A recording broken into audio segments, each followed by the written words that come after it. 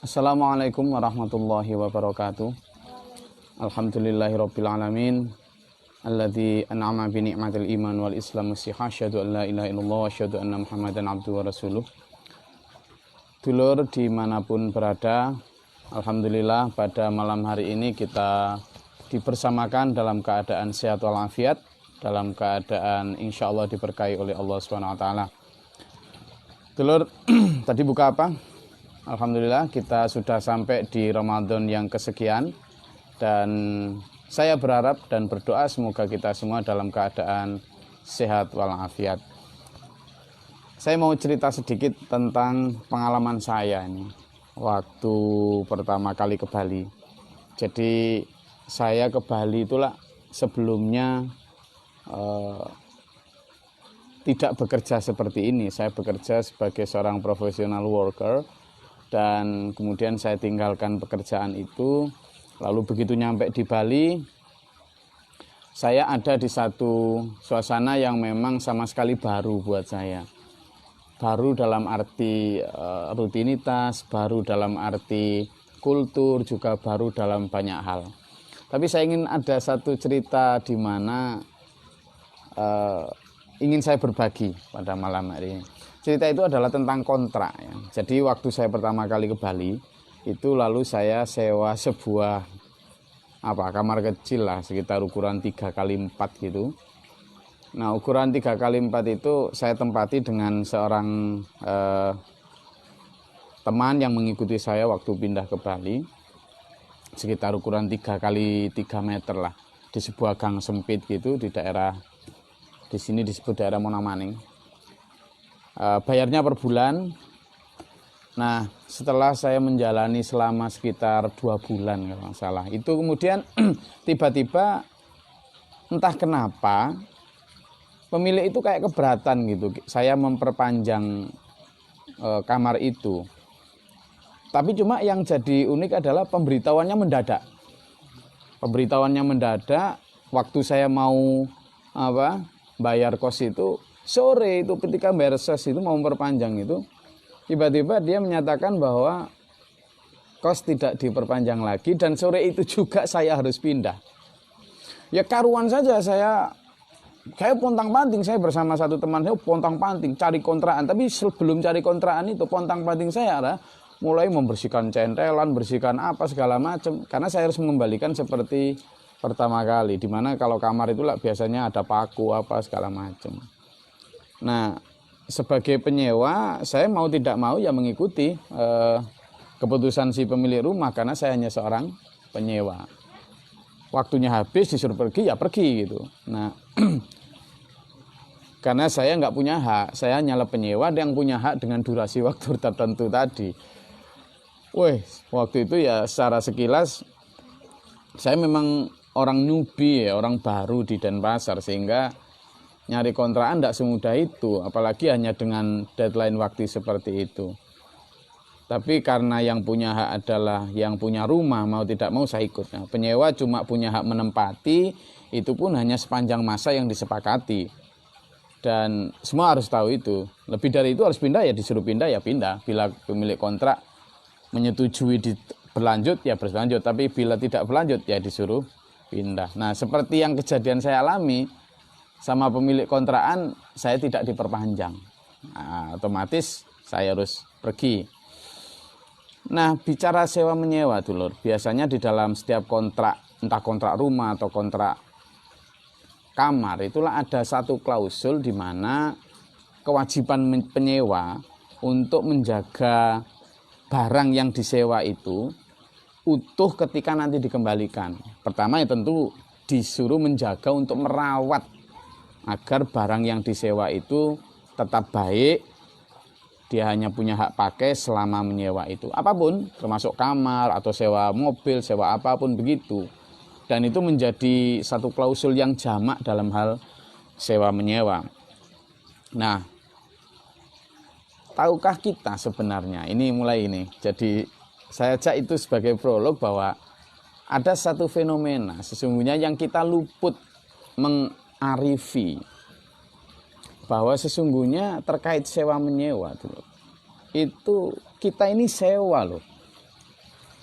Kita ini sewa. Apa yang objek sewanya? Objek sewanya adalah tubuh kita ini. Tubuh kita ini. Kita ini sewa dari siapa? Dari Tuhan. Jadi waktu kita tanda tangan kontrak sewa, itu waktu itu kita masih di alam ruh tuh. Di alam sebelum bapak ibu kita bertemu. Jadi dalam Islam itu mengenal 5 alam itu ya. Alam arwah, alam arham, alam dunia, alam barzah, dan alam akhirat. Alam arwah adalah alam ketika manusia masih di alam ruh. Manusia ketika masih berupa ruh. Bahkan bapak ibunya aja belum ketemu, belum kenal, mungkin juga belum lahir. Nah, tapi mereka sudah ada tuh. Nah, ketika di alam ruh ini, orang kan kemudian setelah di alam ruh, lalu kemudian ketika bapak ibunya bertemu, lalu kemudian pindah ke alam arham atau rahim, di womb.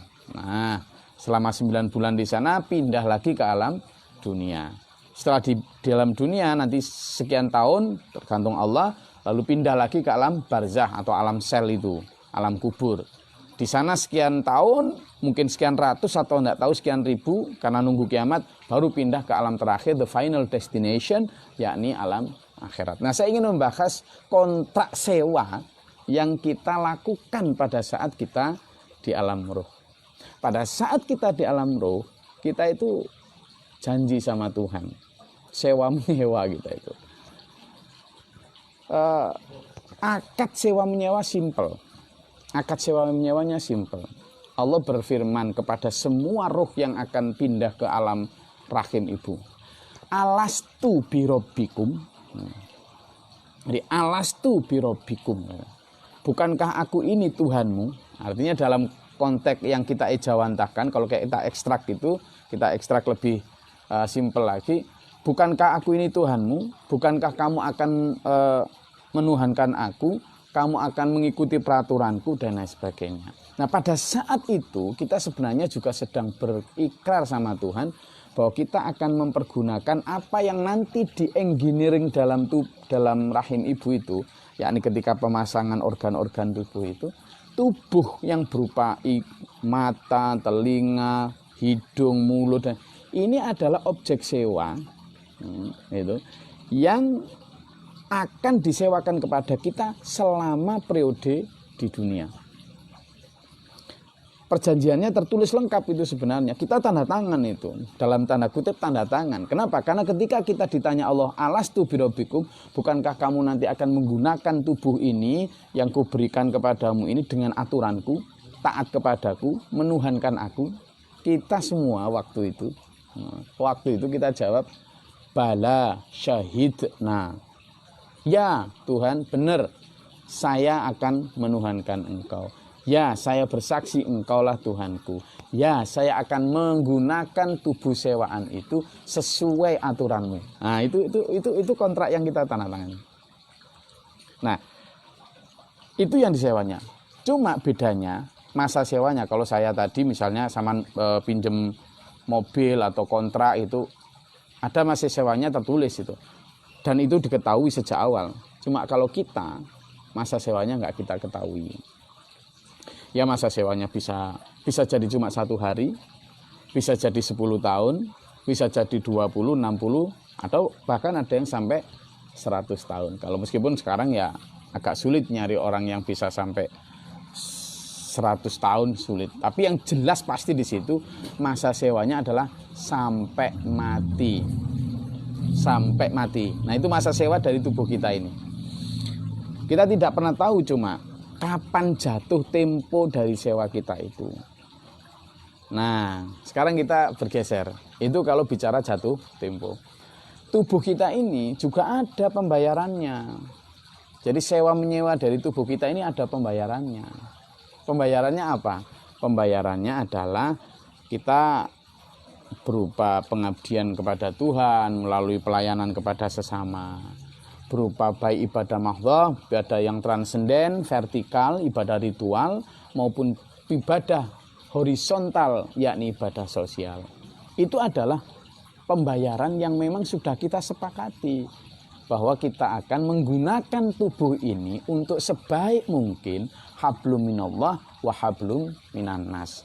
Kalau orang Bali mengatakan parahyangan sama pawongan. Ditambah satu lagi sebenarnya, palemahan. Jadi kalau di dalam Islam itu ada hablum minallah wa hablum minan nas, kemudian juga rahmatan lil alamin. Nah, itu yang sudah kita sepakati. Jadi sewa kita ini bayarnya adalah dengan pengabdian kepada Tuhan. Nah, selain itu periodenya masing-masing, itu periode pembayarannya. Ada yang pembayarannya itu dengan misalnya kayak sholat gitu. Berarti kalau orang Islam 5 kali sehari. Ada yang kalau puasa pembayarannya adalah setahun sekali dalam kayak puasa bulan Ramadan. Ini termasuk salah satu pembayaran dari sewa kontrak rumah yang milik tubuh kita ini. Sedekah melalui tangan kita, zakat, itu kan periode pembayarannya berarti 1 tahun sekali. Nah, anggap bahwa itu adalah uang kontrak kita, sewa kontrak kita dari apa yang sekarang kita tempati itu loh. Nah, dari semua itu yang patut kita perhatikan adalah bahwa ini bukan milik kita, bahwa kuping dan telinga ini bukan milik kita. Ini adalah barang atau objek sewaan. Nah, tetapi yang perlu diingat, dari semua barang sewaan seperti tadi ketika kita nyewa mobil, ketika kita nyewa rumah, itulah ada peraturan harus dijaga. 1, dijaga dengan baik, dijaga sesuai peraturan. Yang berat adalah, ini yang berat. Yang berat adalah nanti pada saat mengembalikan, ya, pada saat mengembalikan itu harus sesuai dengan pada saat sewa. Kalau sewanya berupa barang, misalnya sewa motor nih.